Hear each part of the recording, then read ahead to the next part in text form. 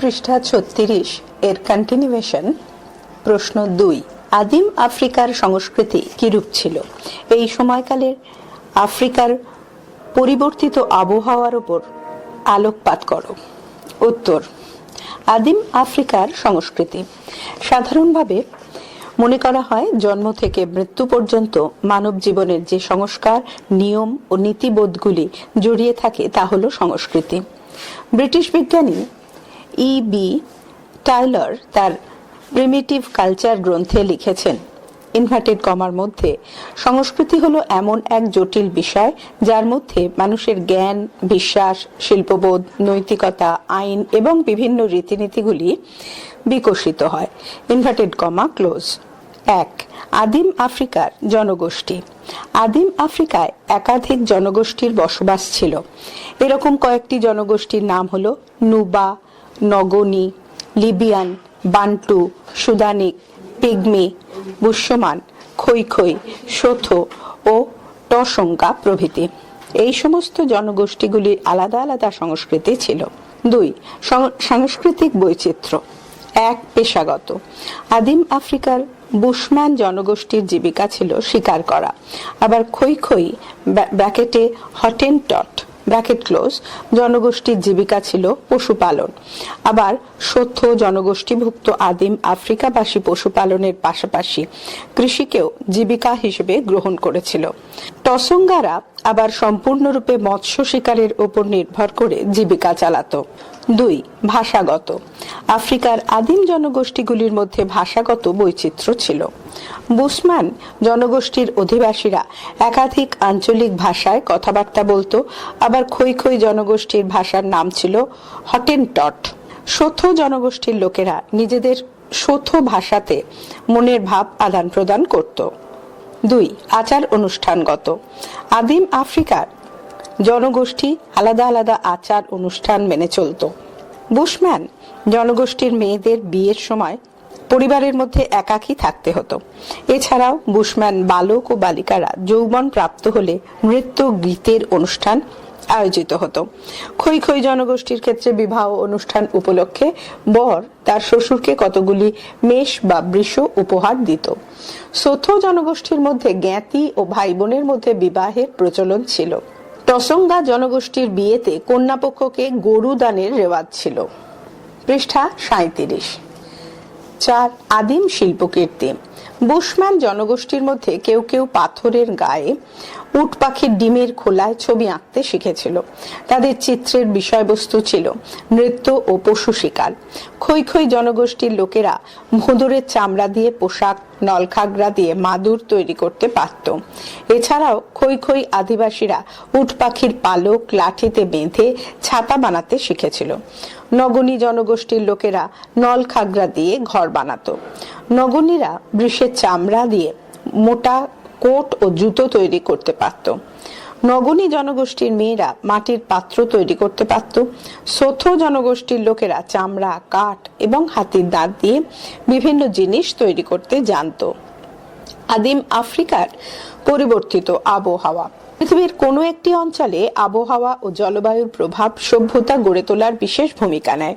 মার্কিন ভূগোলবিদ Ellsworth Huntington এর ধারণায় বিশ্বের সমস্ত সভ্যতা ও সংস্কৃতির গঠনে প্রধান নিয়ামক শক্তি ছিল জলবায়ু।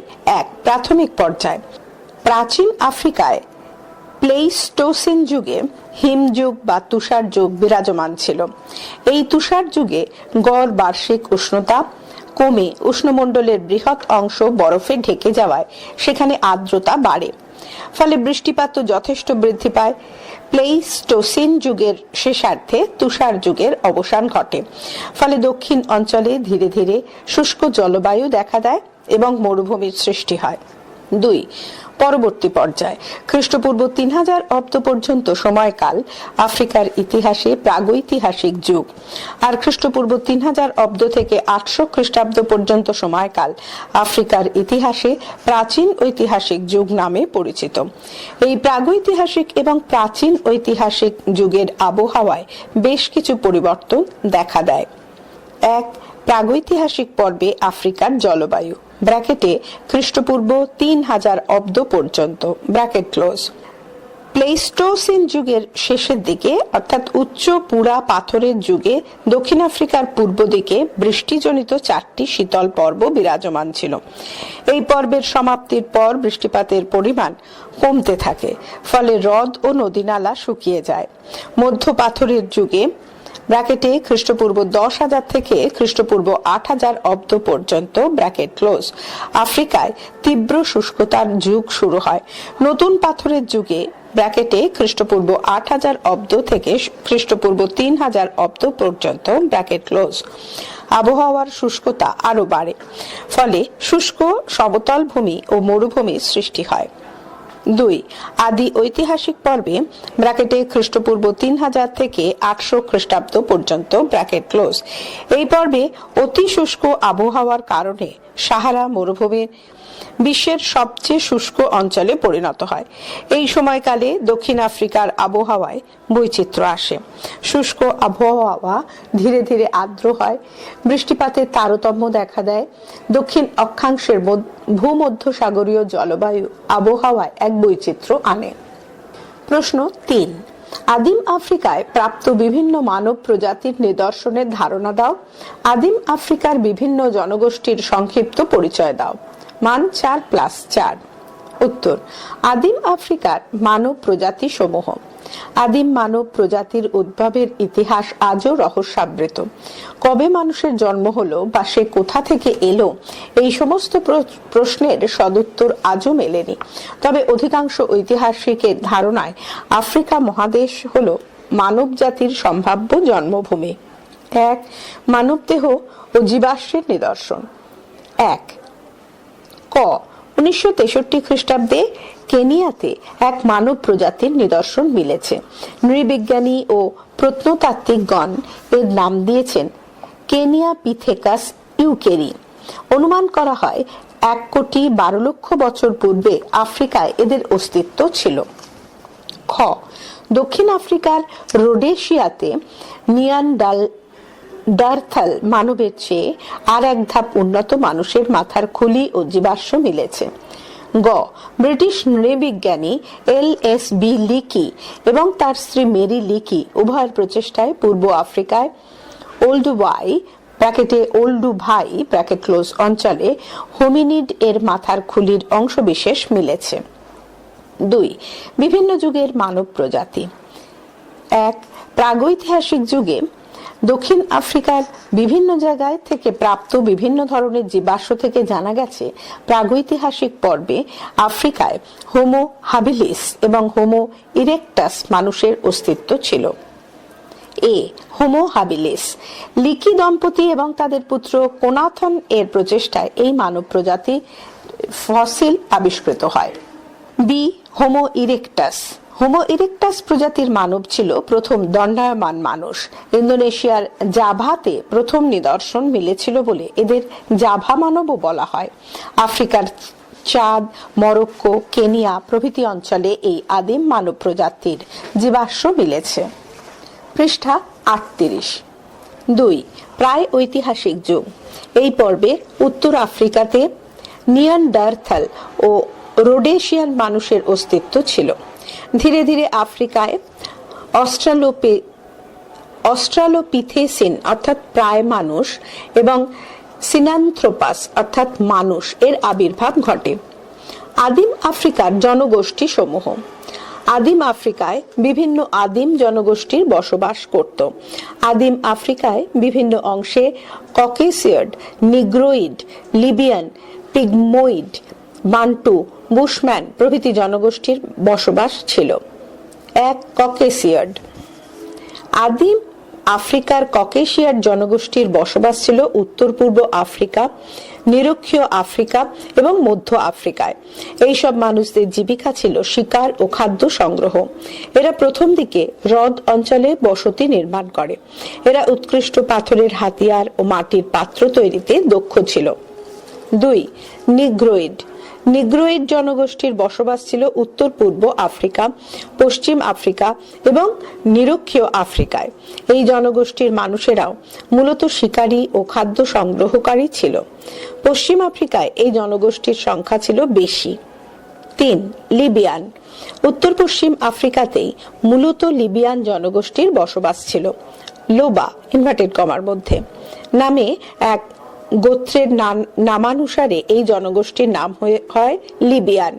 প্রাচীন লিবিয়ানরা ছিল আধুনিক বারবারদের পূর্বপুরুষ। 4. পিগময়েড। নিরক্ষীয় আফ্রিকা অঞ্চলে মূলত পিগময়েডদের বসবাস ছিল। এরা ছিল মূলত পশুপালক। 5. বান্টু। বান্টুরা ছিল মূলত নিগ্রোইডদেরই একটি শাখা। বান্টু ভাষায় কথা বলতো বলে এদের নাম হয় বান্টু। এদের আদি বাসস্থান ছিল মধ্য আফ্রিকার উজানবেনু অঞ্চল। 6. বুশম্যান। বুশম্যান জনগোষ্ঠীর আধিক্য ছিল মধ্য আফ্রিকা ও দক্ষিণ আফ্রিকায়। এরাই প্রথম পশুপালন করতে শেখে। প্রশ্ন 4. আদিম আফ্রিকাবাসীর দেশান্তরের পরিচয় দাও। উত্তর: আদিম আফ্রিকার জনগোষ্ঠীর পরিযান। আদিম মানবের আদি বাসভূমি ছিল আফ্রিকায়। একসময় এই আদি বাসভূমি ত্যাগ করে তারা দূর দূরান্তে অজানা ভূখণ্ডের উদ্দেশ্যে যাত্রা শুরু করে এবং বিশ্বের বিভিন্ন স্থানে ছড়িয়ে পড়ে। 1. পরিযানের লক্ষ্য। ক. অনুকূল আবহাওয়ার সন্ধান। প্লেইস্টোসিন পর্বের একটি বড় সময়কাল ধরে পর্যায়ক্রমে তুষার যুগের বিরাজ করে। এই প্রতিকূল আবহাওয়া আদিম আফ্রিকাতেও বিরাজমান ছিল।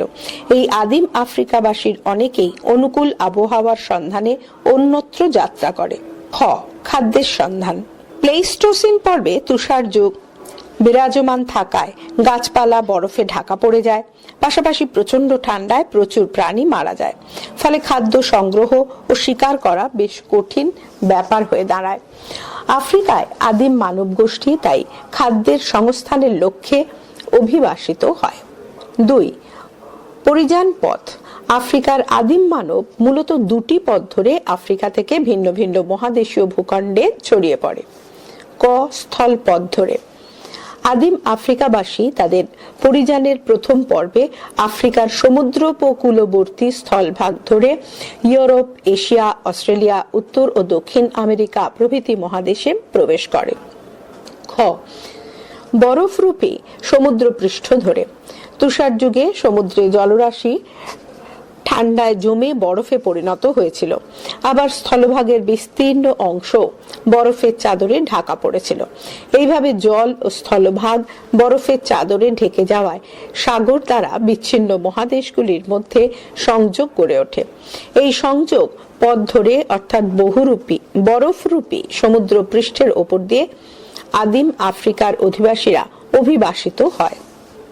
3. দুটি গুরুত্বপূর্ণ পরিযান। ক. প্রথম বহির্গমন।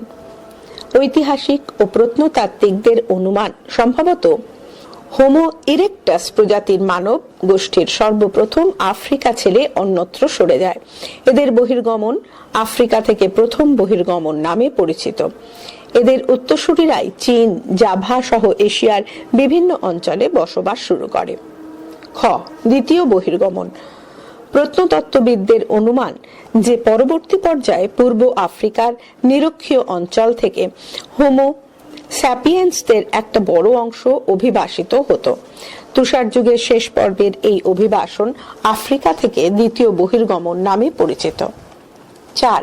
পরিযানের অভিমুখ। ক. ইউরোপ। আফ্রিকার সঙ্গে ইউরোপ মহাদেশের প্রধান সংযোগস্থল ছিল আরব ভূখণ্ড। আধুনিক গবেষণাধর্মী অভিমত হল আফ্রিকা থেকে আদিম মানুষ আরবের দক্ষিণ প্রান্তের পথ ধরে ইউরোপের দিকে এগিয়ে যায়। এক্ষেত্রে তারা উত্তর দিকের মিশরীয় পথকে পরিহার করে। খ. এশিয়ায়। আদিম আফ্রিকার অধিবাসীরা দুটি মূল ধারায় ভাগ হয়ে এশিয়া মহাদেশে পৌঁছয়। প্রথম ধারাটি আফ্রিকা থেকে ইউরোপ হয়ে স্থলপথ ধরে এশিয়ার উদ্দেশ্যে রওনা দেয়। এই পরিযান পর্বে প্রথমে পশ্চিম এশিয়া এবং পরে চীন ও দক্ষিণ পূর্ব এশিয়ার জবদ্বীপ ব্র্যাকেটে জাভা সহ নানা স্থানে তারা যাত্রা শুরু করে। আর দ্বিতীয় ধারাটি আরব হয়ে ইউরেশিয়ার পথ ধরে ভারতে প্রবেশ করে। গ. উত্তর ও দক্ষিণ আমেরিকায়। আদিম আফ্রিকাবাসী বেরিং প্রণালী ধরে এশিয়া হয়ে উত্তর আমেরিকার দিকে পাড়ি দেয়।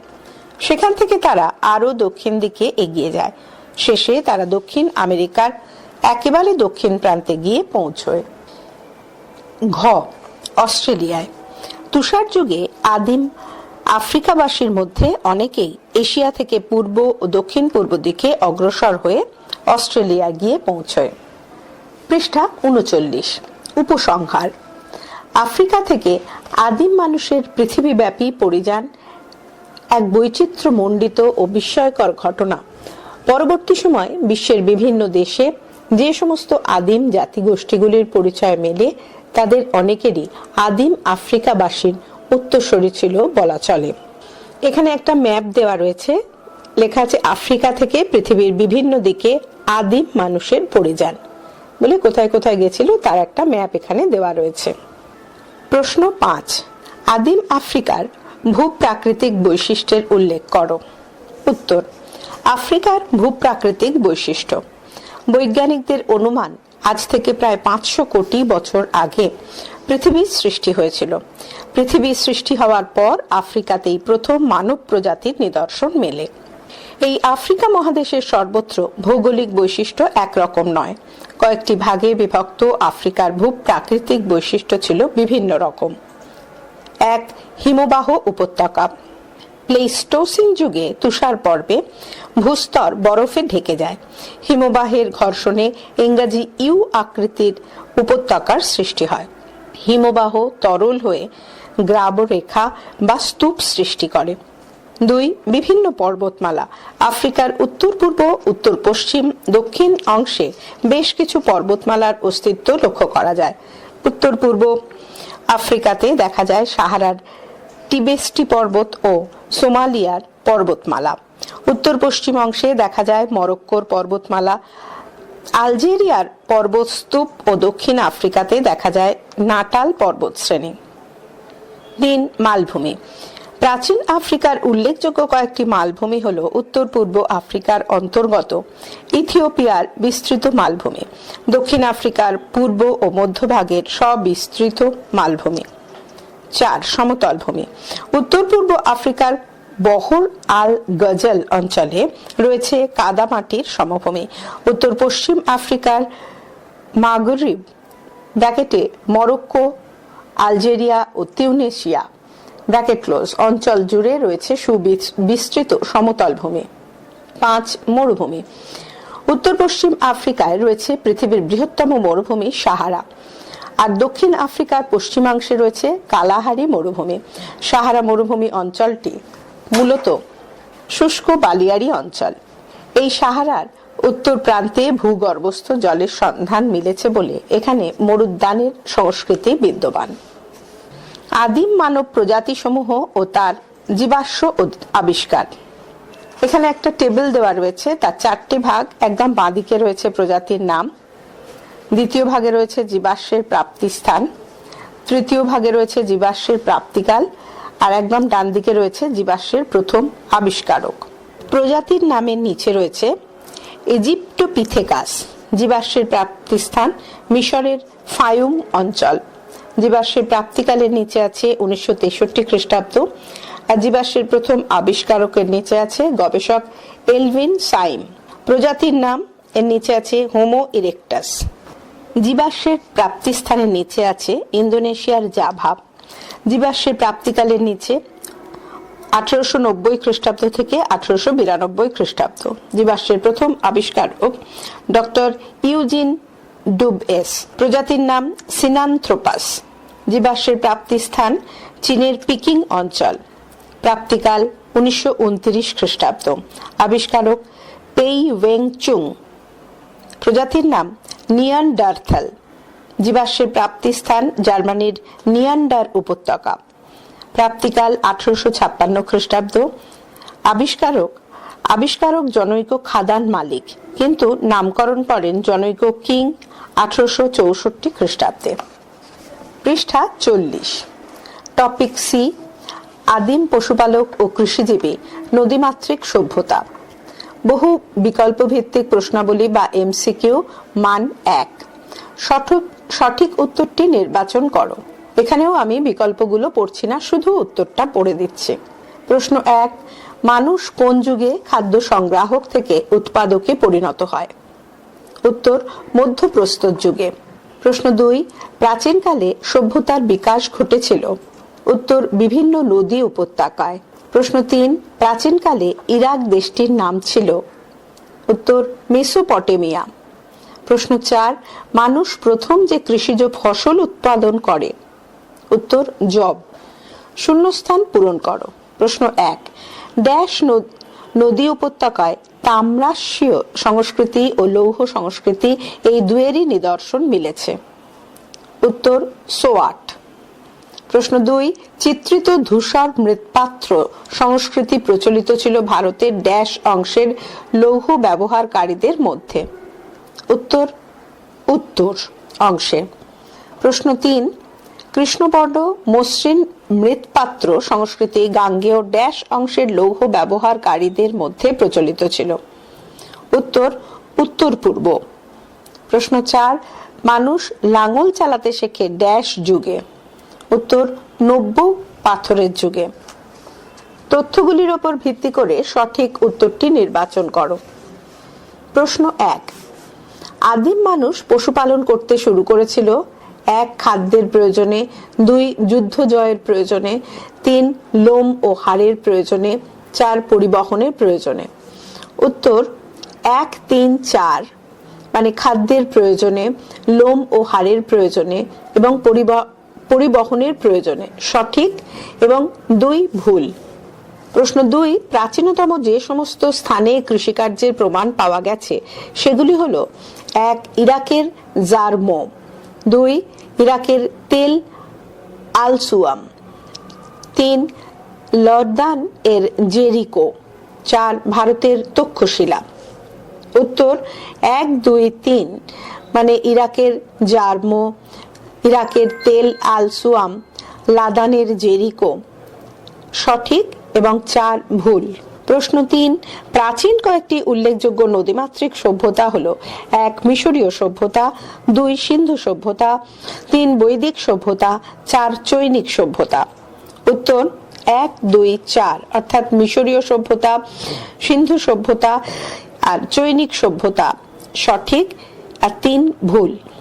প্রশ্ন 4, প্রাচীন যুগের নদী উপকূলে সভ্যতার বিকাশের প্রধান কারণগুলি হলো 1, কৃষিকাজের সুবিধা, 2, পশু শিকারের সুবিধা, 3, মাছ শিকারের সুবিধা, 4, পণ্য পরিবহনের সুবিধা। উত্তর, 1 আর 4 সঠিক মানে কৃষিকাজের সুবিধা আর পণ্য পরিবহনের সুবিধা সঠিক, 2 আর 3 ভুল। পৃষ্ঠা 41, রচনাধর্মী প্রশ্নোত্তর বা LAQ মান 8। প্রশ্ন 1, কি কি সুবিধার জন্য প্রাচীনকালে নদী কেন্দ্রিক সভ্যতাগুলি গড়ে উঠেছিল? নদী কেন্দ্রিক সভ্যতার প্রধান বৈশিষ্ট্যগুলি আলোচনা করো। 4 + 4। উত্তর, নদী কেন্দ্রিক সভ্যতা গড়ে ওঠার কারণ আদিম যুগে নদী তীরবর্তী অঞ্চলগুলিতে বিভিন্ন সুপ্রাচীন সভ্যতার উন্মেষ ঘটেছিল। সুপ্রাচীন সুমেরীয়, মিশরীয়, পিকিং, সিন্ধু প্রভৃতি সভ্যতা বিভিন্ন নদীর তীরেই গড়ে উঠেছিল। 1, বসবাসের সুবিধা। নদী তীরবর্তী সমভূমি অঞ্চলে বসবাসের পক্ষে ও গৃহ নির্মাণের ক্ষেত্রে আদর্শ হওয়ায় ধীরে ধীরে গড়ে ওঠা জনবসতি। কৃষিজ ফসল রক্ষার জন্য মানুষ নদী তীরেই প্রথম ঘর বেঁধে বসবাস শুরু করে।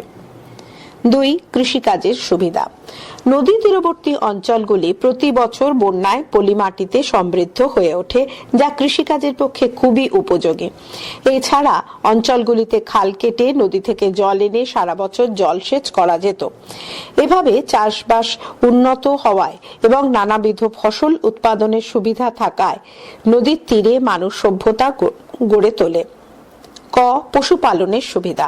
নদীর তীরবর্তী অঞ্চলগুলিতে প্রচুর ঘাস জন্মায়, যা তৃণভোজী পশুদের প্রধান খাদ্য। সহজেই এই পশু খাদ্য পাওয়ার সুবিধা থাকায় নদী তীরবর্তী অঞ্চলে মানুষ বসবাস শুরু করে। খ, ব্যবসা বাণিজ্যের সুবিধা।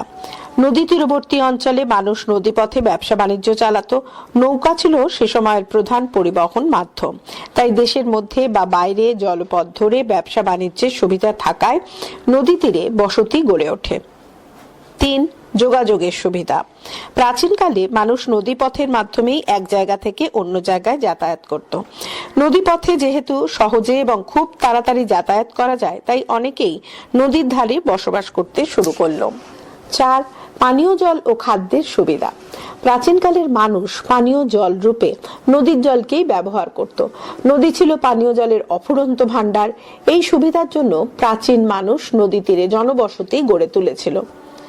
নদীকেন্দ্রিক সভ্যতার বৈশিষ্ট্য। 1. কৃষির প্রসার। নদীকেন্দ্রিক সভ্যতার অধিবাসীদের প্রধান জীবিকা ছিল কৃষি।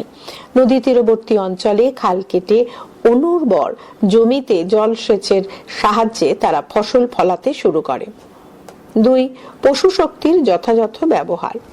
এ সময় মানুষ পশুকে কৃষিকাজ ও পরিবহনের কাজে আরো ভালোভাবে ব্যবহার করতে শুরু করে। নদীকেন্দ্রিক সভ্যতায় গৃহপালিত পশুর মধ্যে অন্যতম ছিল কুকুর, ছাগল, গরু, ভেড়া, শূকর প্রভৃতি। 3. শিল্পের প্রসার। খাদ্যের যোগান নিশ্চিত থাকায় নদীকেন্দ্রিক সভ্যতার অনেকেই শিল্পকর্মের দ্বারা জীবিকা নির্বাহ করত। এ যুগের শিল্পের মধ্যে অন্যতম ছিল ধাতু শিল্প, বয়ন শিল্প, মৃৎশিল্প, অলংকার নির্মাণ শিল্প, গৃহ নির্মাণ শিল্প ইত্যাদি। 4. বাণিজ্যের প্রসার। নদীকেন্দ্রিক সভ্যতার অন্যতম বৈশিষ্ট্য ছিল বাণিজ্য। প্রধানত নদীপথে বাণিজ্য চলত। স্থলপথেও কিছু কিছু বাণিজ্য হতো। বিনিময় প্রথার মাধ্যমে মূলত বাণিজ্যিক লেনদেন চলত। নদীকেন্দ্রিক সভ্যতাগুলির সমাজে বণিক শ্রেণীর প্রাধান্য ছিল। 5. ধর্মবিশ্বাস। নদীকেন্দ্রিক সভ্যতার মানুষ বহু দেবদেবীর প্রতি বিশ্বাস রাখত। এইসব সভ্যতায় পুরোহিতদের ক্ষমতা ও মর্যাদা ছিল সমাজে অন্যান্য শ্রেণীর তুলনায় বেশি। অধিবাসীরা প্রাকৃতিক শক্তি, উদ্ভিদ, বিভিন্ন পশু পাখির পূজা করত। এছাড়াও তারা পরলোকে বিশ্বাস করত। 6. লিপির ব্যবহার। নদীকেন্দ্রিক সভ্যতার অপর একটি বৈশিষ্ট্য ছিল লিপির ব্যবহার। সুমেরের কিউনিফর্ম লিপি, মিশরের হায়ারোগ্লিফিক লিপি থেকে নদীমাতৃক সভ্যতাগুলির বিভিন্ন দিক সম্পর্কে জানতে পারা যায়। প্রশ্ন 2. 4টি নদীকেন্দ্রিক সভ্যতার নাম লেখো। এই সভ্যতাগুলি নদী তীরবর্তী অঞ্চলে গড়ে উঠেছিল কেন? মান 4+4। উত্তর: নদীকেন্দ্রিক সভ্যতা। প্রাচীন বিশ্বের 4টি উল্লেখযোগ্য নদীকেন্দ্রিক সভ্যতাগুলি হল: 1. সিন্ধু নদের তীরে হরপ্পা সভ্যতা। 2. নীল নদের তীরে মিশরীয় সভ্যতা। 3. ইউফ্রেটিস ও টাইগ্রিস নদীর তীরে মেসোপটেমীয় এবং ব্যাবিলনীয় সভ্যতা। এবং 4. ইয়াংসিকিয়াং ও হুয়াংহো নদীর তীরে চৈনিক সভ্যতা। নদীকেন্দ্রিক সভ্যতা গড়ে ওঠার কারণ। টপিক সি এর 1 নম্বর রচনাধর্মী প্রশ্নের উত্তরের নদীকেন্দ্রিক সভ্যতা গড়ে ওঠার কারণ শীর্ষক অংশটি দেখো। মানে ঠিক আগের প্রশ্ন যেটা আমরা 1 নম্বর পড়লাম তার উত্তরটা এরপরে লেখা হবে। পৃষ্ঠা 42। টপিক ডি, ভারতীয় উপমহাদেশ, মেহেরগড় ও হরপ্পা সভ্যতা। বহু বিকল্প ভিত্তিক প্রশ্নাবলী বা এমসিকিউ। মান 1। সঠিক উত্তরটি নির্বাচন করো। 1. ভারতের প্রাচীনতম গ্রামীণ সভ্যতা হল উত্তর মেহেরগড় সভ্যতা। 2. প্রাচীন ভারতে সর্বপ্রথম কোন শস্যের চাষ শুরু হয়েছিল? উত্তর যব। 3. মেহেরগড় সভ্যতার আবিষ্কারের সাথে যুক্ত? উত্তর জাঁ ফ্রাঁসোয়া জারেজ। প্রশ্ন 4. মেহেরগড় প্রত্নক্ষেত্রের আয়তন ছিল? উত্তর 500 একর। 5. বর্তমান পাকিস্তানের কোয়েটা শহর থেকে মেহেরগড় প্রত্নক্ষেত্রের দূরত্ব হলো প্রায়? উত্তর 150 কিলোমিটার।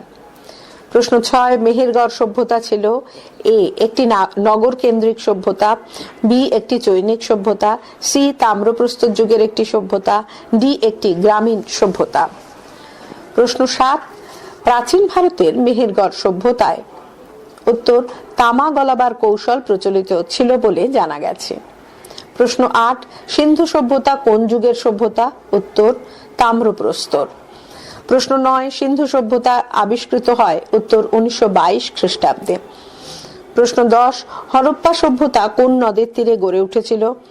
উত্তর সিন্ধু নদ। প্রশ্ন 11. হরপ্পা সভ্যতার ঘরবাড়িগুলি ছিল? উত্তর পোড়া ইট দিয়ে তৈরি। প্রশ্ন 12, হরপ্পায় প্রাপ্ত মোট শিলের সংখ্যা। উত্তর 2000। প্রশ্ন 13, হরপ্পা সামুদ্রিক বন্দরটি আবিষ্কৃত হয়েছে। উত্তর লোথালে। প্রশ্ন 14, পশুপতি শিবের মূর্তি পাওয়া গেছে। উত্তর হরপ্পায়। প্রশ্ন 15, হুইলার মনে করেন যে হরপ্পা সভ্যতায় ভূমিদাসের পরিণত হয়েছিল। উত্তর কৃষকরা। প্রশ্ন 16, হরপ্পা সভ্যতা ছিল উত্তর তাম্রপ্রস্তর যুগের। প্রশ্ন 17, সিন্ধু সভ্যতায় মানুষ উত্তর তামা ও ব্রোঞ্জের ব্যবহার জানত। প্রশ্ন 18, হরপ্পা সভ্যতার মানুষ যে ধাতুর ব্যবহার জানত না। উত্তর লোহা। প্রশ্ন 19, বর্তমান ভারতে অবস্থিত হরপ্পা সভ্যতার একটি কেন্দ্রের নাম হলো। উত্তর লোথাল। শূন্যস্থান পূরণ করো। প্রশ্ন 1, ড্যাশ খ্রিস্টাব্দে মেহেরগড় সভ্যতা আবিষ্কৃত হয়। উত্তর 1974, পৃষ্ঠা 43। প্রশ্ন 2, মেহেরগড় সভ্যতা গড়ে উঠেছে ড্যাশ নদীর তীরে। উত্তর বোলান। প্রশ্ন 3, মেরিন আর্কিওলজির সাহায্যে সমুদ্রের তলদেশ থেকে নানা প্রত্ন নিদর্শন মিলেছে ড্যাশ সংস্কৃতির। উত্তর দ্বারকা। প্রশ্ন 4, সিন্ধুবাসীরা ড্যাশ ধাতুর ব্যবহার জানত না। উত্তর লোহা। প্রশ্ন 5, সিন্ধুর বণিকদের ড্যাশ নামে ডাকা হতো। উত্তর পনি। প্রশ্ন 6, আনুমানিক ড্যাশ খ্রিস্টপূর্বাব্দ নাগাদ হরপ্পা সভ্যতার অবলুপ্তির সূচনা ঘটে। উত্তর 1750। প্রশ্ন 7, হরপ্পাবাসীরা প্রাণী বা জড় পদার্থকে দেবতা জ্ঞানে পূজা করত, যার নাম ছিল ড্যাশ পূজা। উত্তর টোটেম। প্রশ্ন 8, হরপ্পাবাসীদের প্রধান খাদ্য ছিল ড্যাশ। উত্তর গম ও যব। প্রশ্ন 9, হরপ্পা সভ্যতায় ড্যাশের মাধ্যমে বাণিজ্যিক লেনদেন চলত। উত্তর বিনিময় প্রথা। প্রশ্ন 10, মহেঞ্জোদারো কথাটির অর্থ হলো ড্যাশ। উত্তর মৃতের স্তূপ। তথ্যগুলির ওপর ভিত্তি করে সঠিক উত্তরটি নির্বাচন করো। প্রশ্ন 1, মেহেরগড় সভ্যতার উল্লেখযোগ্য কেন্দ্রগুলি হলো। এ রানাঘুন্ডাই, 2 লোথাল, 3 কিলেগুল মহম্মদ, 4 কালীবঙ্গান। উত্তর 1, 3 সঠিক, অর্থাৎ রানাঘুন্ডাই আর কিলেগুল মহম্মদ সঠিক, 2 আর 4 ভুল। প্রশ্ন 2, মেহেরগড় সভ্যতার কয়েকটি গুরুত্বপূর্ণ বৈশিষ্ট্য হলো। 1 কৃষিকাজের প্রসার, 2 লোহার ব্যবহার, 3 তামার ব্যবহার, 4 নগর জীবনের বিকাশ। উত্তর 1 আর 3 সঠিক, মানে কৃষিকাজের প্রসার আর তামার ব্যবহার সঠিক, 2 আর 4 ভুল। প্রশ্ন 3, হরপ্পা সভ্যতার আবিষ্কারের সঙ্গে যুক্ত ছিলেন। 1 Rakhaldas Bandyopadhyay, 2 Dayaram Sahni, 3 John Marshall, 4 Percival Spear. উত্তর 1, 2, 3 রাখালদাস বন্দ্যোপাধ্যায়, দয়ারাম সাহানি, জন মার্শাল সঠিক, আর 4 ভুল। প্রশ্ন 4, হরপ্পা সভ্যতার ধর্মীয় জীবনের কয়েকটি বৈশিষ্ট্য ছিল। 1 মন্দিরের অস্তিত্ব, 2 প্রতীক পূজার প্রচলন, 3 পশুপতি শিবের আরাধনা, 4 প্রকৃতির উপাসনা। উত্তর 2, 3, 4 সঠিক, মানে প্রতীক পূজার প্রচলন, পশুপতি শিবের আরাধনা, প্রকৃতির উপাসনা সঠিক, আর 1 ভুল। প্রশ্ন 5, হরপ্পা সভ্যতায় প্রাপ্ত পশুপতি শিবের মূর্তিটির বৈশিষ্ট্য হলো। 1 মূর্তিটির 3টি মুখ, 2 মূর্তিটির মাথায় 2টি শিং, 3 মূর্তিটি দণ্ডায়মান, 4 মূর্তিটির অর্ধাংশ দৃশ্যমান। উত্তর 1, 2 সঠিক, মানে মূর্তিটির 3টি মুখ আর 2 মূর্তিটির মাথায় 2টি শিং, 3, 4 ভুল। রচনাধর্মী প্রশ্নোত্তর বা LAQ, মান 8। প্রশ্ন 1, মেহেরগড় সভ্যতার পরিচয় দাও। উত্তর সূচনা। ভারতের প্রাচীনতম গ্রামীণ সভ্যতা হলো নব্যপ্রস্তর যুগের মেহেরগড় সভ্যতা। আধুনিক ধারণায় হরপ্পা সভ্যতা ছিল মেহেরগড় সভ্যতারই বিকশিত রূপ। এই প্রসঙ্গে সিরিন রত্নাগর বলেছেন, ইনভার্টেড কমার মধ্যে মেহেরগড়ই হরপ্পা সংস্কৃতির ক্রমবিকাশের স্তরগুলি তুলে ধরে। Inverted comma close. মেহেরগড় সভ্যতার পরিচয়। এক, আবিষ্কার। ফরাসি প্রত্নতত্ত্ববিদ জিয়াঁ ফ্রাঁসোয়া জারিজ পাকিস্তানের প্রত্নতত্ত্ব বিভাগের প্রধান রিচার্ড মিডো কে সঙ্গে নিয়ে বালুচিস্তান ও তার নিকটবর্তী অঞ্চলে খনন কার্য চালান। তাদের এই প্রচেষ্টার ফলে কাচ্চি সমভূমি ব্র্যাকেটে বালুচিস্তানের পশ্চিমে সিন্ধু উপত্যকায় ব্র্যাকেট ক্লোজ তে 1974 খ্রিস্টাব্দে মেহেরগড় সভ্যতার প্রাচীন নিদর্শন আবিষ্কৃত হয়। 2, অবস্থান। পাকিস্তানের বালুচিস্তানের কাচ্ছি জেলার বোলান গিরিপথের ধারে মেহেরগড় প্রত্নক্ষেত্রের ব্র্যাকেটে প্রায় 500 একর জুড়ে ব্র্যাকেট ক্লোজ অবস্থান। পৃষ্ঠা 44। মেহেরগড় সভ্যতার উত্তরে বোলান গিরিপথ, কাকর পর্বতশ্রেণীর লোরলাই ঝোপ নদী, দক্ষিণে কাচ্চি সমভূমি, সিন্ধু নদ, কীরথর পর্বতশ্রেণী, পূর্বে সুলেমান পর্বতশ্রেণী, সিন্ধু উপত্যকা ও পশ্চিমে রয়েছে হেলমান্দ মার্গো ও তাহলা মরুভূমি। এখানে একটা ম্যাপ দেওয়া রয়েছে হরপ্পা ও মেহেরগড় সভ্যতার অবস্থান বলে। 3, প্রত্নকেন্দ্র। মেহেরগড় ছিল একটি গ্রামীণ সভ্যতা। মেহেরগড় সভ্যতার উল্লেখযোগ্য কয়েকটি প্রত্নক্ষেত্র বা প্রত্নকেন্দ্র ছিল নৌসেরা, রানা, ঘুন্ডাই, পেরিয়ানো ঘুন্ডাই, কিলিগুল মোহাম্মদ, কাচ্চি বেগ, কুল্লি, দাবরকোট, মুন্ডিগাক, কোট দিজি প্রভৃতি। 4, কালসীমা। জিয়াঁ ফ্রাঁসোয়া জারিজ মেহেরগড় সভ্যতার সময়ে ব্যাপ্তিকে 3 পর্বে ভাগ করলেও আস্কো পারপোলা 8 পর্বের যে কালসীমা নির্ণয় করেছেন তা হলো: 1, প্রথম পর্ব আনুমানিক 7000 খ্রিস্টপূর্বাব্দ থেকে 6000 খ্রিস্টপূর্বাব্দ। 2, দ্বিতীয় পর্ব আনুমানিক 6000 খ্রিস্টপূর্বাব্দ থেকে 5000 খ্রিস্টপূর্বাব্দ। 3, তৃতীয় পর্ব আনুমানিক 5000 খ্রিস্টপূর্বাব্দ থেকে 3600 খ্রিস্টপূর্বাব্দ। 4, চতুর্থ পঞ্চম পর্ব আনুমানিক 3600 খ্রিস্টপূর্বাব্দ থেকে 3200 খ্রিস্টপূর্বাব্দ। 5, ষষ্ঠ সপ্তম পর্ব আনুমানিক 3200 খ্রিস্টপূর্বাব্দ থেকে 2600 খ্রিস্টপূর্বাব্দ। 6, অষ্টম পর্ব আনুমানিক 2600 খ্রিস্টপূর্বাব্দ থেকে 1800 খ্রিস্টপূর্বাব্দ। 5, বৈশিষ্ট্য। মেহেরগড় সভ্যতার অন্যতম 2টি বৈশিষ্ট্য হল: ক, নব্যপ্রস্তর যুগের সভ্যতা। ভারতে নব্যপ্রস্তর যুগের সূচনা ঘটে আনুমানিক খ্রিস্টপূর্ব 4000 অব্দ থেকে।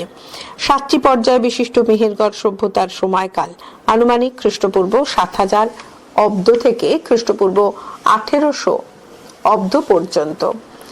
তাই পণ্ডিতগণ সাধারণভাবে মেহেরগড় সভ্যতাকে নব্যপ্রস্তর যুগের সভ্যতা বলে থাকেন। খ, প্রাগৈতিহাসিক সভ্যতা।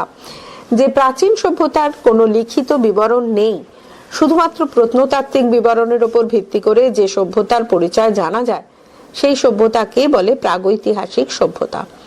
মেহেরগড়ে বিভিন্ন প্রত্নক্ষেত্রে প্রাপ্ত বিভিন্ন প্রত্নতাত্ত্বিক নিদর্শনগুলির ভিত্তিতেই কেবল সভ্যতাটির বিবরণ লিপিবদ্ধ করা হয়। তাই মেহেরগড় সভ্যতাকে প্রাগৈতিহাসিক সভ্যতা বলা হয়। 6, ঘরবাড়ি। মেহেরগড়ে কৃষিভিত্তিক জীবনধারার বিকাশ ঘটলে স্থায়ী বসতি গড়ে ওঠে। রোদে শুকানো কাদামাটির ইট দিয়ে বাড়ি তৈরি শুরু হয়। বাড়িগুলি ছোট বড় কয়েকটি কামরায় বিভক্ত ছিল। বাড়িগুলিতে আগুন জ্বালিয়ে ঘর গরমের ব্যবস্থা ছিল। 7, শিল্প। মেহেরগড়বাসী মৃৎশিল্প, অলংকার শিল্প, বয়ন শিল্পে পারদর্শী ছিল। পোড়ামাটির নারী মূর্তি তৈরির পাশাপাশি তারা তামার পুঁতি, আংটি, ছুরি প্রভৃতি তৈরি করতে শিখেছিল। তারা বৈদুর্যমণি, নীলকান্তমণি, মাদার অব পার্ল দিয়ে হার তৈরির কৌশল শিখেছিল। এছাড়াও তারা পশুর লোম ও উল দিয়ে কাপড় বুনতে শিখেছিল। 8, জীবিকা। মেহেরগড়বাসীর জীবিকা ছিল পশুপালন, শিকার, কৃষিকাজ ও ব্যবসা বাণিজ্য। তারা মূলত কৃষিকাজের সুবিধার জন্যই প্রথম দিকে পশুপালন শুরু করেছিল। তাদের উৎপাদিত কৃষিজ ফসল ছিল যব, গম, তুলো, খেজুর প্রভৃতি। 9, সমাধি প্রথা। মেহেরগড়ে মৃতদেহকে সমাধিস্থ করার প্রথা প্রচলিত ছিল। সমাধির আগে মৃতদেহের গেরুয়া মাটি মাখানো হতো। সমাধিস্থলে মৃতদেহের পাশে মূল্যবান অলংকার সহ তার ব্যবহার্য জিনিসপত্র রাখা হতো, যেমন পাথর বা ঝিনুকের মালা, হাড়ের আংটি, বৈদুর্যমণি বা লাপিস লাজুলি ব্র্যাকেটের মধ্যে, নীলকান্তমণি বা ব্র্যাকেটের মধ্যে টার্কোয়াজ প্রভৃতি। প্রশ্ন 2, মেহেরগড়বাসীর জীবিকা কি ছিল? মেহেরগড় সভ্যতার ধ্বংসের কারণগুলি কি ছিল? 4+4। উত্তর, মেহেরগড়বাসীর জীবিকা। মেহেরগড়বাসীর জীবিকা ছিল কৃষি, পশুপালন, ব্যবসা বাণিজ্য ও বিভিন্ন ধরনের শিল্পকর্ম। 1. পশুপালন। বিভিন্ন প্রত্নতাত্ত্বিক নিদর্শন থেকে জানা যায় যে মেহেরগড়বাসীরা পশুপালনকে জীবিকা অবলম্বনের উপায় হিসেবে গ্রহণ করেছিল। গৃহপালিত পশুদের মধ্যে উল্লেখযোগ্য ছিল গরু, ভেড়া, ছাগল, মহিষ, ষাঁড়, কুকুর প্রভৃতি। 2. কৃষিকাজ। প্রথম থেকেই মেহেরগড়বাসীরা কৃষিকাজের সঙ্গে পরিচিত ছিল। তাদের উৎপাদিত ফসল ছিল যব, গম, তুলো, খেজুর প্রভৃতি। কম বৃষ্টিপাতযুক্ত অঞ্চলে তারা ছোট ছোট জলাধার নির্মাণ করে জলসেচের ব্যবস্থা করেছিল। উৎপাদিত শস্য মজুদ রাখার জন্য তারা বড় বড় শস্যাগার নির্মাণ করতে শিখেছিল। পৃষ্ঠা 45। 3. শিকার। অনেক মেহেরগড়বাসী নিকটবর্তী নদী ও জলাশয় থেকে মাছ ও বনের জন্তু জানোয়ার শিকার করে জীবিকা চালাতো। পাথর ও পশুর হাড়ের তৈরি হাতিয়ার দিয়ে তারা শিকার করত। 4. ব্যবসা বাণিজ্য। মেহেরগড়বাসী আন্তঃবাণিজ্যের পাশাপাশি বহির্বাণিজ্যেও লিপ্ত ছিল। আফগানিস্তান, মেসোপটেমিয়া ও ইরানের সঙ্গে তারা ব্যবসা বাণিজ্য চালাতো বলে অনেক ঐতিহাসিক অনুমান করেন। 5. শিল্প। ক. মৃৎশিল্প। মেহেরগড়ের বাসিন্দারা বিভিন্ন মৃৎপাত্র তৈরি করতে শিখেছিল। এই সভ্যতায় টেরাকোটার হলুদ কালো রঙের জ্যামিতিক নকশা বিশিষ্ট মাটির পাত্রের বহুল প্রচলন ঘটে। এ সময় পোড়ামাটির তৈরি নগ্ন ও অর্ধনগ্ন নারী মূর্তি নির্মাণ শুরু হয়। খ. ধাতু শিল্প। মেহেরগড়ে ধাতু শিল্পীরা তামা গলিয়ে তাকে ব্যবহারযোগ্য ধাতুতে পরিণত করার কৌশল জানত। তারা ব্যবহারের উপযোগী বিভিন্ন ধরনের জিনিসপত্র যেমন পুঁতি, আংটি, ছুরি, বড়শি সহ বিভিন্ন জিনিস তৈরি করে। গ. অলংকার শিল্প। মেহেরগড়বাসী তুরপুন জাতীয় যন্ত্র দিয়ে পাথর কেটে অলংকার তৈরিতে দক্ষ ছিল। তুরপুন নামক যন্ত্র দিয়ে তারা বৈদুর্যমণি বা লাপিস লাজুলি, টার্কোয়াজ বা নীলকান্তমণি প্রভৃতি শক্ত পাথরের মালা ও নদীর ঝিনুক দিয়ে হার, লকেট, বালা, আংটি ইত্যাদি তৈরি করত। ঘ. বয়ন শিল্প। পশুর লোম এবং উল দিয়ে মেহেরগড়বাসী কাপড় বুনতে শিখেছিল। এই প্রসঙ্গে ইরফান হাবিব বলেছেন, ইনভার্টেড কমার মধ্যে মেহেরগড় সভ্যতার দ্বিতীয় পর্বে আগুনে পোড়া তুলো বীজের নিদর্শন মেলে, যা প্রমাণ করে মেহেরগড়বাসী সুতি বস্ত্র বুনতে জানত। Inverted comma close. মেহেরগড় সভ্যতা ধ্বংসের কারণ। প্রাচীন সভ্যতা মেহেরগড়ের আনুমানিক 3000 খ্রিস্টপূর্বাব্দের মধ্যবর্তী সময়কালে বিভিন্ন কারণে পতন ঘটেছিল। 1. জলবায়ুর পরিবর্তন। ঐতিহাসিকদের অনুমান মেহেরগড় অঞ্চলে জলবায়ুর পরিবর্তন ঘটায়, বৃষ্টিপাত কমে যায়। দীর্ঘদিন অনাবৃষ্টির ফলে সমগ্র অঞ্চলটি ধীরে ধীরে মরুভূমির রূপ নেওয়া শুরু করলে মেহেরগড়বাসীরা অন্যত্র সরে যায়। ফলে অঞ্চলটি জনমানব শূন্য হয়ে একসময় ধ্বংসস্তূপে পরিণত হয়। 2. প্রাকৃতিক বিপর্যয়। বন্যা ও ভূমিকম্প এই দুই প্রাকৃতিক বিপর্যয়ের মধ্যে কোনো একটি মেহেরগড় সভ্যতার পতনের জন্য দায়ী ছিল বলে অনেক ঐতিহাসিক ও প্রত্নতাত্ত্বিক মনে করেন। 3. বাসভূমির পরিবর্তন। পণ্ডিতদের অনুমান মেহেরগড়বাসী উন্নত জীবন যাপন ও নিশ্চিত খাদ্য সংস্থানের লক্ষ্যে হরপ্পা, মহেঞ্জোদারোর দিকে সরে গিয়ে বসবাস শুরু করেছিল। 4. বহিঃশত্রুর আক্রমণ। মেহেরগড়ের সঙ্গে ইরান, আফগানিস্তান, তুর্কমেনিস্তান এর বাণিজ্যিক সম্পর্কের সূত্র ধরে বিদেশি শত্রুরা এখানে আসে এবং অতর্কিতে আক্রমণ চালিয়ে এই সভ্যতাকে ধ্বংস করে বলে কোনো কোনো ঐতিহাসিক মনে করেন। উপসংহার। মেহেরগড়বাসীরা অজানা কোনো কারণে স্বভূমি পরিত্যাগ করে পাঞ্জাবের হাকরা নদী উপত্যকা অঞ্চলে এসে ব্র্যাকেটের মধ্যে আনুমানিক 2500 খ্রিস্টপূর্বাব্দ ব্র্যাকেট ক্লোজ এক সভ্যতা গড়ে তোলে। এভাবে ধীরে ধীরে তারা হরপ্পা সভ্যতা ও সংস্কৃতির সঙ্গে মিশে যায় বলে অধিকাংশ গবেষক মত প্রকাশ করেছেন। প্রশ্ন 3, হরপ্পা সভ্যতার নগর পরিকল্পনার বিবরণ দাও। উত্তর, সূচনা। সিন্ধু বা হরপ্পা সভ্যতা এক নগর কেন্দ্রিক সভ্যতা হিসেবে আত্মপ্রকাশ করেছিল। মহেঞ্জোদারো, হরপ্পা, চানহুদরো, কালিবঙ্গান, লোথাল প্রভৃতি নগরগুলির প্রাপ্ত ধ্বংসাবশেষ থেকে এই সভ্যতার নগর পরিকল্পনার ধারণা পাওয়া যায়। হরপ্পা সভ্যতার নগর পরিকল্পনা। 1. আঞ্চলিক বিভাজন। হরপ্পা নগরটির দুটি অংশ ছিল, একটি পশ্চিমের উঁচু দুর্গাঞ্চল, অপরটি পূর্বের নিম্নাঞ্চল। দুর্গাঞ্চলে শাসক শ্রেণীর লোকেরা বসবাস করত, আর নিম্নাঞ্চলে সাধারণ শ্রেণীর মানুষ বসবাস করত। দুর্গ এলাকা প্রাচীর দিয়ে ঘেরা থাকত। 2. রাস্তা। সরল ও প্রশস্ত রাস্তাগুলি পূর্ব থেকে পশ্চিম ও উত্তর থেকে দক্ষিণ দিকে সমান্তরাল ভাবে বিস্তৃত ছিল। বেশিরভাগ রাস্তা একে অপরকে সমকোণে ছেদ করায় শহরগুলি বর্গাকার ও আয়তাকার ব্লকে রূপ নিয়েছিল। 9 থেকে 34 ফুট পর্যন্ত চওড়া রাস্তাগুলি ছিল চুন, সুরকি, পাথর ও পোড়া ইট দিয়ে তৈরি। রাস্তার দুধারে বাঁধানো ফুটপাতে রাত্রে আলোর জন্য ল্যাম্প পোস্টের ব্যবস্থা ছিল। ফুটপাত পরিষ্কার পরিচ্ছন্ন রাখার জন্য ছিল ডাস্টবিন। 3. ঘরবাড়ি।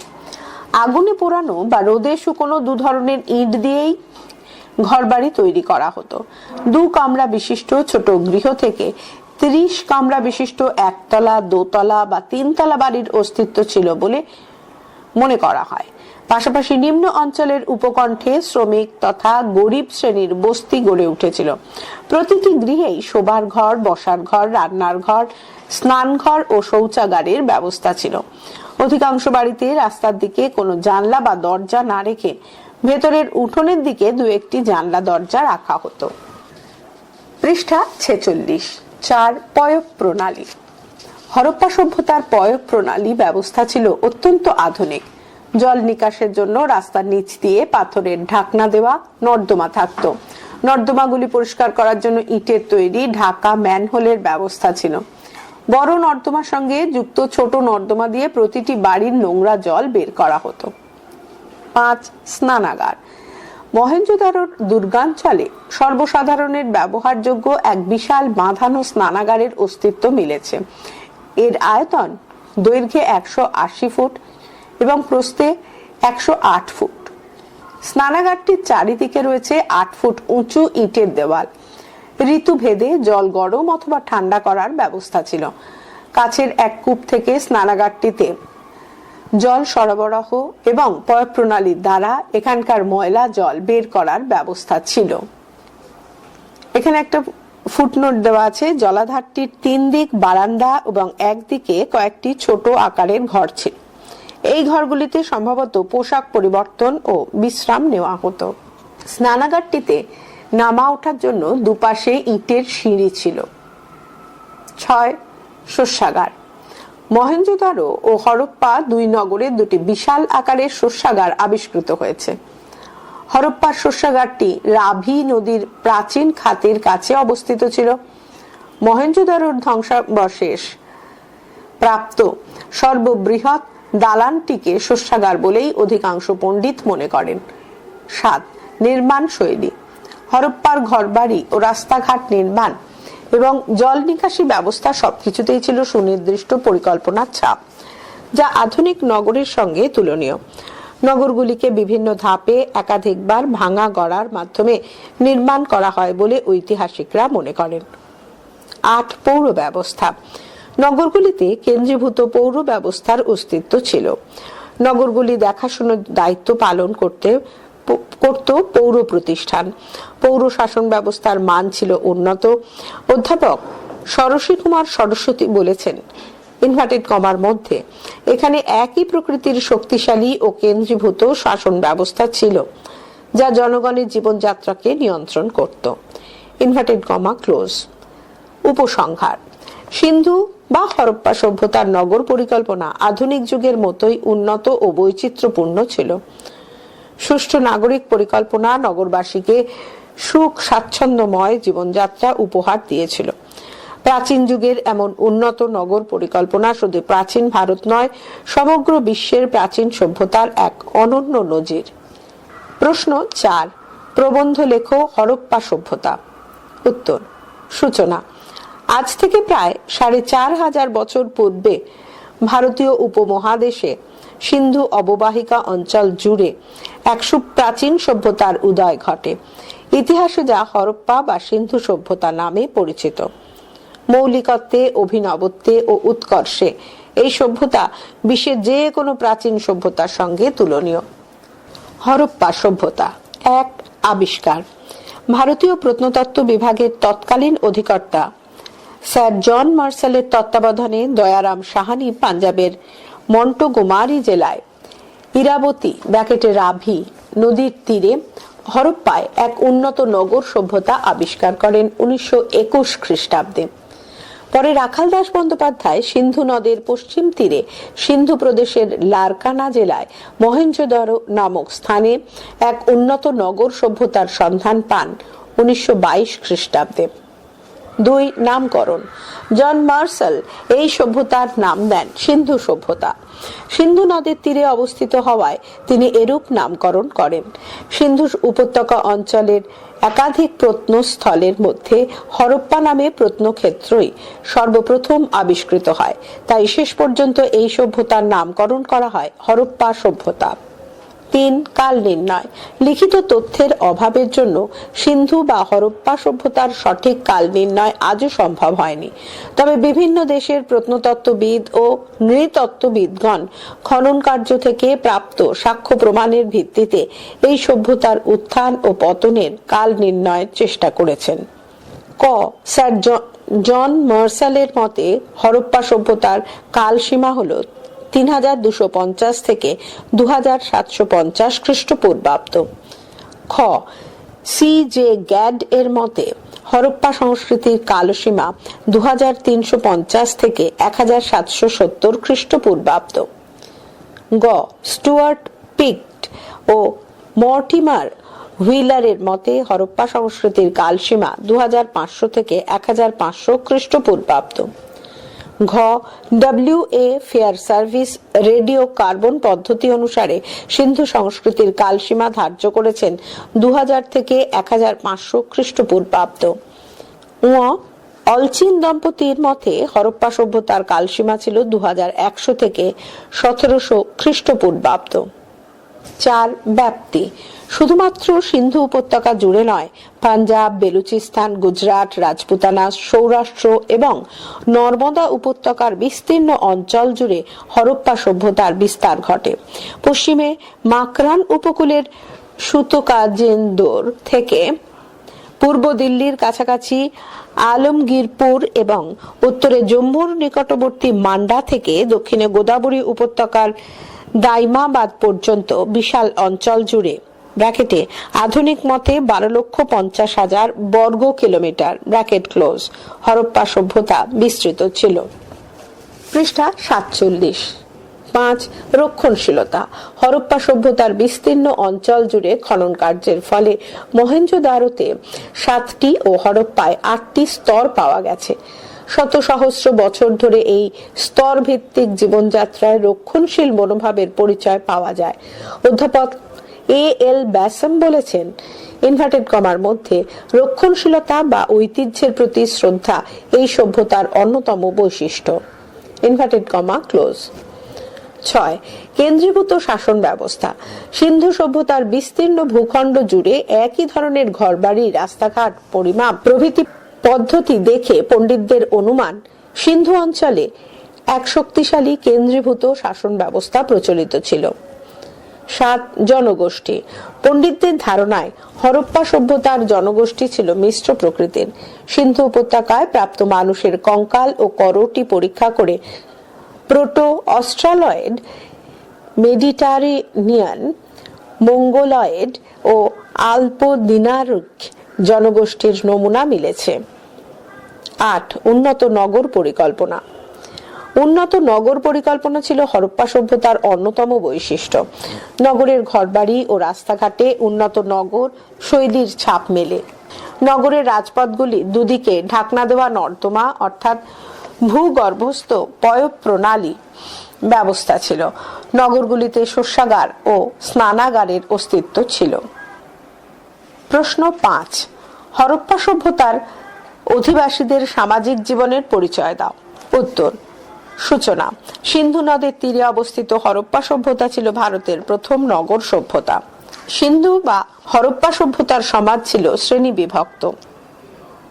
হরপ্পার শিলমোহরে যে লিপি ব্যবহৃত হয়েছে তার আজও পাঠোদ্ধার হয়নি, তাই হরপ্পার সমাজ সম্পর্কে খুব বেশি তথ্য মেলেনি। তবে যে যতটুকু তথ্য মিলেছে তা থেকে হরপ্পা সমাজের বেশ কয়েকটি দিক জানা যায়। হরপ্পাবাসীর সামাজিক জীবন। 1. সামাজিক শ্রেণীবিন্যাস। হরপ্পার সমাজে বিভিন্ন শ্রেণীর অবস্থান ছিল। ক. কোশাম্বীর মত। হরপ্পার সমাজে উচ্চবর্গীয় ও নিম্নবর্গীয় মানুষের স্পষ্ট বিভাজন লক্ষ্য করে ঐতিহাসিক দামোদর ধর্মানন্দ কোশাম্বী বলেছেন, এ. প্রভাবশালী পুরোহিত ও শাসক গোষ্ঠী, বি. বেতনভুক যোদ্ধা সম্প্রদায়, সি. বণিক, কারিগর ও ভূস্বামীদের দল এবং ডি. চাষি, দরিদ্র শ্রমিক, ভৃত্য ও দাস, এই 4 শ্রেণীর মানুষ নিয়ে গড়ে উঠেছিল হরপ্পা সভ্যতার সমাজ ব্যবস্থা। খ. পুশলকর মত। অধ্যাপক পুশলকর হরপ্পার জনসমাজকে 4 ভাগে ভাগ করেছেন, যথা এ. শিক্ষিত সম্প্রদায়, বি. যোদ্ধা শ্রেণী, সি. বণিক শ্রেণী, ডি. কারিগর ও শ্রমিক শ্রেণী। 2. সামাজিক অবস্থান। সিন্ধুর সমাজ ব্যবস্থায় এক কেন্দ্রীয় শাসক গোষ্ঠীর অবস্থান ছিল, যাদেরকে সাহায্য করার জন্য গড়ে উঠেছিল আমলাতন্ত্র। সমাজে বিভিন্ন শ্রেণীর মধ্যে শাসক এবং পুরোহিতদের অবস্থান ছিল সর্বোচ্চ। সমাজের এক শ্রেণী যুদ্ধ বিগ্রহকে পেশা হিসেবে গ্রহণ করেছিল। পাশাপাশি বিত্তবানদের একাংশ ব্যবসা বাণিজ্য ও নানা ধরনের কারিগরি শিল্পের সাথে যুক্ত ছিল। সমাজের একেবারে নিচু তলায় অবস্থান ছিল চর্মকার, চাষি, শ্রমিক, ভৃত্য ও দাসেদের। 3. সমাজ ব্যবস্থার প্রকৃতি। সিন্ধু উপত্যকায় প্রাপ্ত অসংখ্য নারী মূর্তি দেখে ঐতিহাসিকদের অনুমান এখানে মাতৃতান্ত্রিক সমাজ ব্যবস্থা প্রচলিত ছিল, কিন্তু অপর একদল ঐতিহাসিক মনে করেন যে হরপ্পার সমাজ ব্যবস্থা ছিল পিতৃতান্ত্রিক। এই মতের সমর্থকরা মনে করেন দূরপাল্লার বাণিজ্য, কৃষির প্রসার এবং ধাতব শিল্পের বিকাশের মধ্যে পুরুষতান্ত্রিক সমাজ ব্যবস্থার প্রতিফলন মেলে। 4. খাদ্যাভ্যাস। হরপ্পাবাসীরা গম ও যবের তৈরি খাবার খেত, তবে ধানের চাষও অল্প বিস্তার চালু থাকায় ভাতও তাদের খাদ্য তালিকার অন্তর্ভুক্ত হয়। এছাড়াও তারা বিভিন্ন পশুর মাংস, খেজুর, দুধ খাদ্য হিসেবে গ্রহণ করত। সিন্ধু উপত্যকায় প্রচুর পরিমাণে আঙুর ও আনারস উৎপাদিত হতো। সিন্ধু অঞ্চলে তামার বর্ষির নিদর্শন মেলায় মনে করা হয় মাছ ও কচ্ছপের মাংস তাদের খাদ্য ছিল। 5. পোশাক পরিচ্ছদ। হরপ্পাবাসীরা সুতি ও পশমের পোশাক পরত। তারা সাধারণত 2টি বস্ত্র খণ্ড পোশাক হিসেবে ব্যবহার করত। একটি দেহের ঊর্ধ্বাংশে, অপরটি দেহের নিম্নাংশে ব্যবহার করা হতো। 6. অলংকার। সিন্ধুবাসী নারী পুরুষ উভয়ই ধাতুর তৈরি অলংকার পরত। কানের দুল, চুড়ি, আংটি, মল, কোমরবন্ধ, মালা প্রভৃতি তারা অলংকার হিসেবে ব্যবহার করত। তারা চোখে সুরমা টানতে জানত। নারীরা বিভিন্নভাবে চুল বাঁধতেও শিখেছিল। তারা চুল হাতির দাঁতে তৈরি চিরুনি লাগিয়ে রাখত। পাখার মতো দেখতে এক ধরনের অলংকার তারা মাথায় ব্যবহার। 7. সিল ও লিপি। সিন্ধু উপত্যকা জুড়ে তামা, ব্রোঞ্জ এবং পোড়ামাটির তৈরি প্রায় 2000 শিল আবিষ্কৃত হয়েছে। এই সিলগুলিতে এক ধরনের চিত্রলিপি খোদিত ছিল। এগুলির নাম হলো সিন্ধু লিপি বা হরপ্পা লিপি। পণ্ডিত ও গবেষকগণ এই লিপিগুলির সঙ্গে সুমেরীয় এবং মিশরীয় লিপির মিল খুঁজে পেয়েছেন। তারা অনুমান করেছেন এই লিপি ডান দিক থেকে বাম দিকে পড়া হতো, কিন্তু এই লিপিগুলি এখনো পাঠোদ্ধার করা যায়নি। 8. বিনোদন। সিন্ধু উপত্যকায় মার্বেল পাথরের তৈরি এক ধরনের বল ও পাশা আবিষ্কৃত হয়েছে। ঐতিহাসিকদের মতে এগুলি ছিল সিন্ধুবাসীর খেলার সরঞ্জাম। প্রাপ্ত বেশ কিছু শিলমোহরের শিকারের দৃশ্য রয়েছে।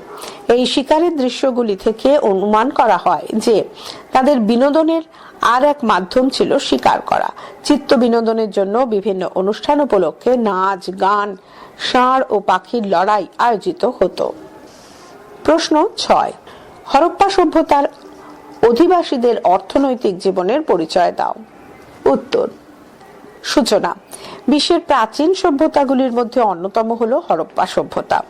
সিন্ধু ও তার উপনদী ইরাবতীর তীরে গড়ে উঠেছিল এই সুপ্রাচীন সভ্যতাটি।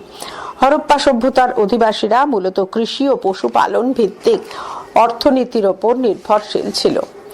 তবে বিভিন্ন ধরনের শিল্প ও বাণিজ্য এই সভ্যতার অর্থনীতিকে প্রভাবিত করেছিল।